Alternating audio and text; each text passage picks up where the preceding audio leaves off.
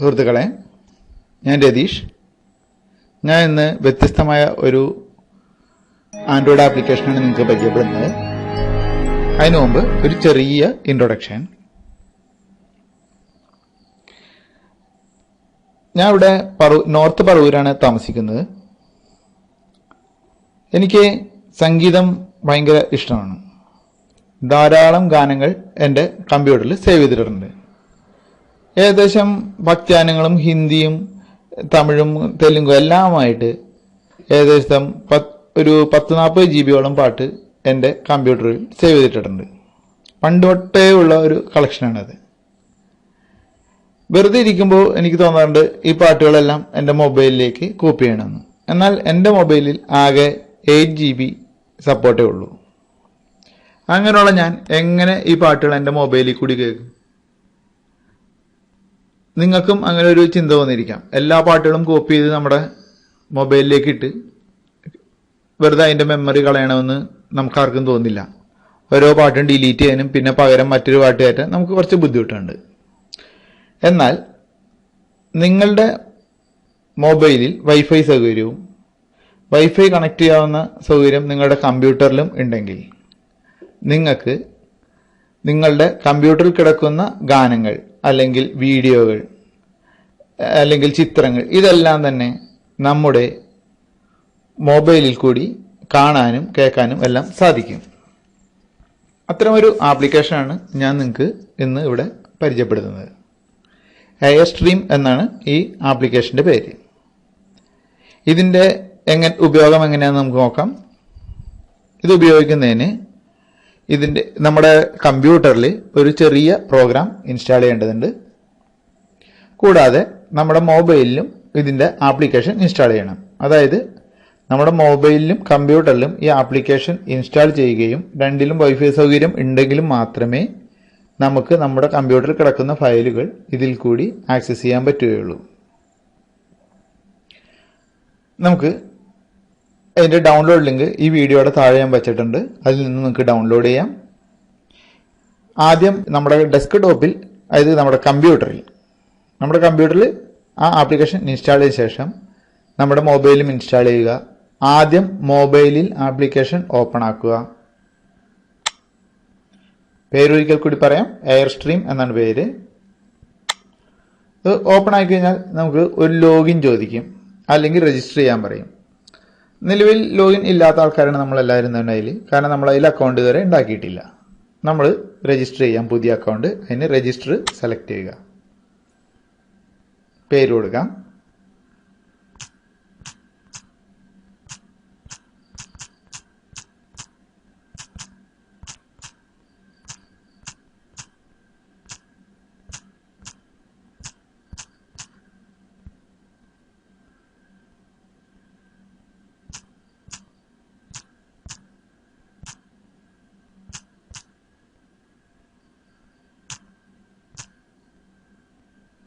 എൻ്റെ email I D കണ്ടിട്ട് ആരും ഞാൻ LGയുടെ G3 ആണ് ഉപയോഗിക്കണമെന്നും തോന്നണ്ട. വളരെ കുറഞ്ഞൊരു മൊബൈലാണ് യൂസ് ചെയ്യുന്നത്.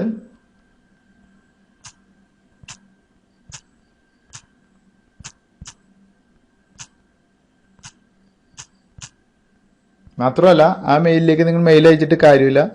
ഞാൻ വല്ലപ്പോഴും അതൊക്കെ തുറന്നു നോക്കാറുള്ളൂ.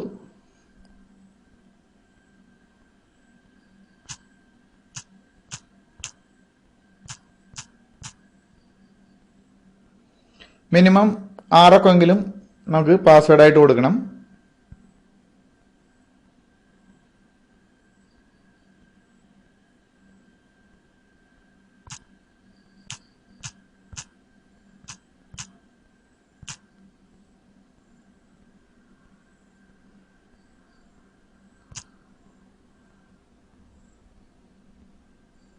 യൂസർ രജിസ്റ്റർ ആയി എന്ന് കാണിച്ചു.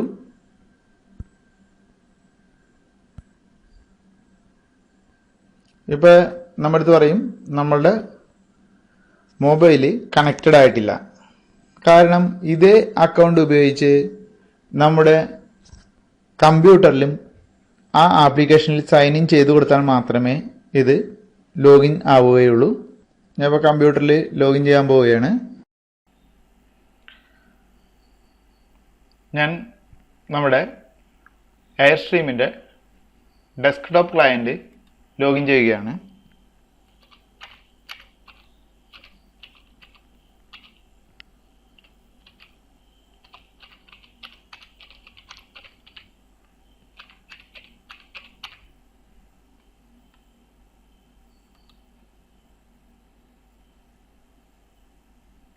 നമുക്ക് ഇത് ലോഗിൻ ചെയ്ത് കഴിഞ്ഞാൽ പ്രത്യേകിച്ച് ഓപ്ഷനുകളൊന്നുമില്ല. ഇവിടെ ഡെസ്ക്ടോപ്പിൽ നിന്നും നമുക്ക് റൈറ്റ് ക്ലിക്ക് ചെയ്തിട്ട് വേണമെങ്കിൽ ലോഗൗട്ട് കൊടുക്കാം. പിന്നെ ബ്ലോക്ക് ഫയൽസ് ആൻഡ് ഫോൾഡേഴ്സ്, അതായത് നമ്മുടെ വിൻഡോസ് പോലുള്ള ഫോൾഡറുകൾ, നമ്മുടെ സിസ്റ്റത്തിലെ സി ഡ്രൈവിലെ വിൻഡോസ് പോലുള്ള ഫോൾഡറുകൾ മൊബൈലിൽ ആക്സസ് ആയി എന്തെങ്കിലും എറർ പറ്റാണ്ടിരിക്കാൻ വേണ്ടിയിട്ട് നമുക്കത് ബ്ലോക്ക് ചെയ്യാം. അങ്ങനെ എടുത്തിട്ട് നമ്മൾ സെലക്ട് ചെയ്തിട്ട് റൈറ്റ് ബട്ടൺ ക്ലിക്ക് ചെയ്ത് സെലക്ട് ചെയ്തിട്ട് ഇവിടേക്ക് ഓരോ ഫോൾഡറുകളും ആഡ് ചെയ്ത് കൊടുക്കുകയാണ് നമ്മൾ ചെയ്യുന്നത്. കാരണം ആഡ് ചെയ്ത് കൊടുക്കുന്ന ആ ഫോൾഡർ നമുക്ക് നമ്മുടെ മൊബൈലിൽ ആക്സസ് ചെയ്യാൻ പറ്റില്ല. അതുകൊണ്ട് തന്നെ നമുക്ക് എന്തെങ്കിലും എററുകളൊന്നും സംഭവിച്ച് ആ ആപ്ലിക്കേഷനുകളോ അല്ലെങ്കിൽ നമ്മുടെ കമ്പ്യൂട്ടറോ കംപ്ലൈൻറ്റ് ആവില്ല. ഇതുപോലെ മെയിൻ ഉണ്ടാവേണ്ട 3 ഫോൾഡറുകളാണ്. ഇത് 3 നമുക്ക് എയർസ്ട്രീമിൽ ആഡ് ചെയ്ത് കൊടുക്കാം. നിർബന്ധമില്ല, ഞാനെന്നാൽ പറഞ്ഞത് മാത്രമേ നമ്മുടെ ഒരു സെക്യൂരിറ്റിക്ക് വേണ്ടിയിട്ട് അങ്ങനെ ആഡ് ചെയ്ത് കൊടുക്കാം.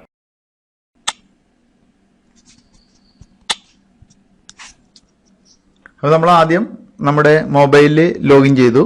അതേ അക്കൗണ്ടും ഡീറ്റെയിൽസും ഉപയോഗിച്ച് നമ്മൾ നമ്മുടെ എയർസ്ട്രീമിൻ്റെ ഡെസ്ക്ടോപ്പ് ക്ലയൻറ്റ് നമ്മുടെ കമ്പ്യൂട്ടറിലും ലോഗിൻ ചെയ്യുക. അതിനുശേഷം ഈ റീട്രൈ അമർത്തുക. നോക്കാം, നമ്മുടെ കമ്പ്യൂട്ടറിൽ ഉള്ള ഫയലുകൾ നമുക്കിനി ഇവിടെ എങ്ങനെ കാണാമെന്ന് നോക്കാം. എൻ്റെ കമ്പ്യൂട്ടറിൽ ഉള്ള ഡ്രൈവുകൾ നമുക്ക് ഇവിടെ കാണാം. അതിനായിട്ട് ഡ്രൈവ് എന്ന ഐക്കണിൽ പ്രസ് ചെയ്യുക. നോക്കാം, CFG. എൻ്റെ ഓർഡറിലല്ല ഡ്രൈവുകൾ കിടക്കുന്നത്. ഞാൻ കൊടുത്തേക്കുന്ന പേരുകളാണ് CFG, കാരണം മറ്റേ CD ഡ്രൈവുകളാണ്. അപ്പോൾ അതുകൊണ്ട് നമുക്ക് കാണുന്നത് നമ്മുടെ ഹാർഡ് ഡിസ്ക് ഡ്രൈവുകൾ ഇവിടെ കാണാം. ഇനി ഇതിൽ ഡ്രൈവ് Fൽ സോങ്സുകൾ കിടപ്പുണ്ടെങ്കിൽ നമുക്കത് നോക്കാം. സോങ്സ് മാത്രമല്ല, നമ്മൾ ഡൗൺലോഡ് ചെയ്തേക്കേണ്ട ബാക്കി പല ഇതും നമുക്ക് കാണും. എല്ലാ ഫയലുകളും കൂടെ കാണാൻ പറ്റും. അതിൽ നമ്മുടെ മീഡിയ ഫയലുകളായിരിക്കും ഈ ആപ്ലിക്കേഷൻ വഴി നമുക്ക് ഓപ്പൺ ആക്കാൻ സാധിക്കുക.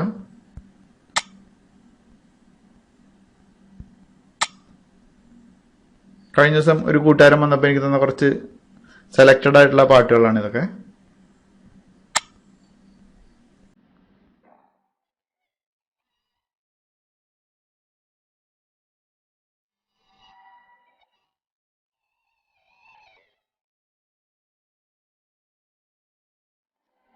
അപ്പോൾ പാട്ടുകൾ എങ്ങനെ കേൾക്കാമെന്ന് നിങ്ങൾക്ക് മനസ്സിലായി കാണും. നമുക്ക് ഇതുപോലെ അങ്ങോട്ടും ഇങ്ങോട്ടും 2 സൈഡിലേക്ക്, ലെഫ്റ്റ് റൈറ്റ് സൈഡിലേക്ക് സ്വൈപ്പ് ചെയ്തുകൊണ്ട് ഓരോ ഫോൾഡറുകളും അതിലെ കണ്ടന്റുകളും കാണാൻ സാധിക്കും.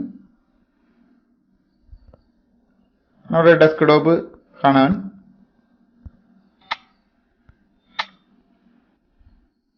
നമുക്ക് ഡെസ്ക്ടോപ്പിൽ കിടക്കുന്ന ഫയലുകൾ എല്ലാം തന്നെ നമുക്കിവിടെ കാണാം. പിക്ചറുകൾ കാണാൻ പറ്റും.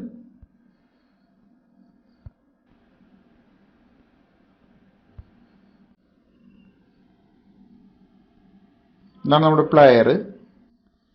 എയർസ്ട്രീമിൻ്റെ മീഡിയ പ്ലെയർ ആണത്.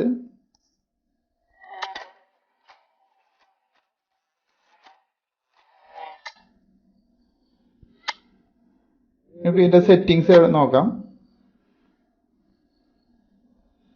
മുകളിൽ നമുക്ക് വലതുവശത്ത് മുകളിലായിട്ട് കാണുന്ന മുകളിലായി കാണുന്ന 3 ഡോട്ടുകളിൽ പ്രസ് ചെയ്ത് അതിൻ്റെ ബാക്കിയുള്ള മെനു എടുക്കാൻ പറ്റും. ഇതിലാകാൻ ഫുള്ള് ലോഗൗട്ടാണ്. മറ്റൊരു ഐഡിയ വെച്ച് ലോഗിൻ ചെയ്യണമെങ്കിൽ അവിടെ ലോഗൗട്ട് ചെയ്യണം. ഇത് ഡിവൈസ് എന്ന് പറയുന്നത് നമ്മൾ എയർസ്ട്രീമിൻ്റെ ആപ്ലിക്കേഷൻ ഇൻസ്റ്റാൾ ചെയ്തിട്ടിരിക്കുന്ന ആൻഡ്രോയിഡ് ഡിവൈസ് ആണ് ഇവിടെ കാണിക്കുക.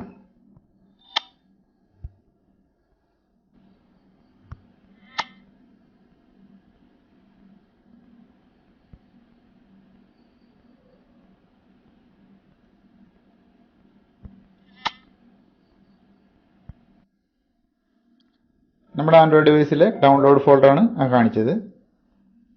പിന്നെ cloud service, drop box, Google drive അങ്ങനെയുള്ള അക്കൗണ്ടുകളിലെ ഫയലുകളും നമുക്ക് ഉണ്ടെങ്കിൽ ആക്സസ് ചെയ്യാൻ പറ്റും. അങ്ങനെ അതിൻ്റെ ആപ്ലിക്കേഷനുകളൊക്കെ ഇൻസ്റ്റാൾ ചെയ്യേണ്ടി വരും.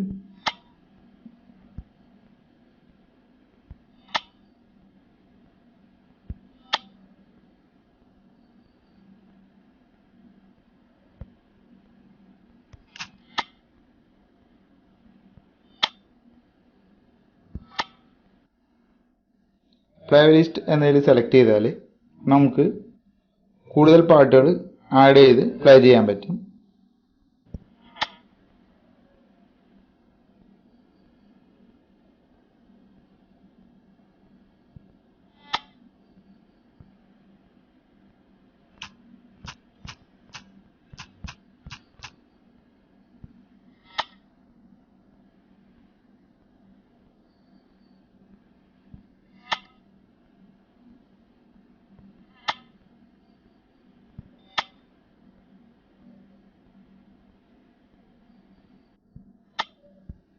ഞാനിപ്പോൾ മൈ ഹിറ്റ്സ് എന്ന് ഒരു പ്ലേലിസ്റ്റ് ഉണ്ടാക്കിയിട്ട് ആ പ്ലേലിസ്റ്റിലേക്ക് കുറച്ച് ഫയലുകൾ, കുറച്ച് MP3 സോങ്ങുകൾ ആഡ് ചെയ്ത് കൊടുക്കുകയാണ്.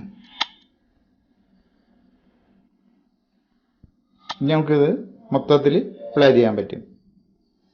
നമ്മൾ ഓരോ ഫയലായിട്ട് പ്ലേ ചെയ്യുന്നതിന് പകരം പ്ലേലിസ്റ്റിലുള്ള എല്ലാ ഫയലുകളും റാൻഡമായിട്ട് പ്ലേ ആയിക്കോളും.